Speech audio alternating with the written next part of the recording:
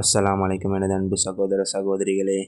அசரு தொழுதுட்டு குவைத்தில் சாப்பாடு வாங்கலான்ட்டு நான் ரோட்டில் நடந்து போகிறேங்க. குவைத்தில் சரியான வெயிலுங்க, மொண்டையை பொழக்குதுங்க. நோன்பு வச்சுட்டு இந்த வெயிலில் நடந்து போகிறதுக்குள்ளே தொண்டையெல்லாம் வறண்டு போய் தண்ணி தான் வடிக்குதுங்க.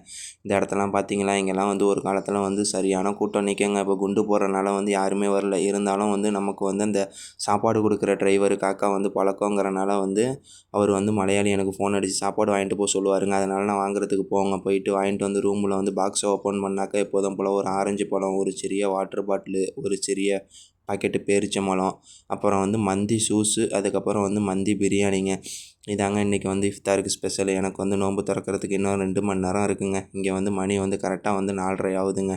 சாப்பாடு வாங்கிட்டு வச்சுட்டு ஓப்பன் பண்ணிட்டு அதுக்கப்புறம் கொஞ்சம் நேரம் குர்ஆன் ஓதிட்டு அதுக்கப்புறம் தாங்க நான் நோன்பு திறப்பேன். நீங்களும் நோன்பு திறந்துட்டு நல்லா சாப்பிடுங்க. எல்லா தொழுவையும் மறக்காமல் தொழுவுங்க. அல்லாஹ் போதுமானவன். இன்ஷா அல்லாஹ் நெக்ஸ்ட் வீடியோவில் பார்க்கலாம்.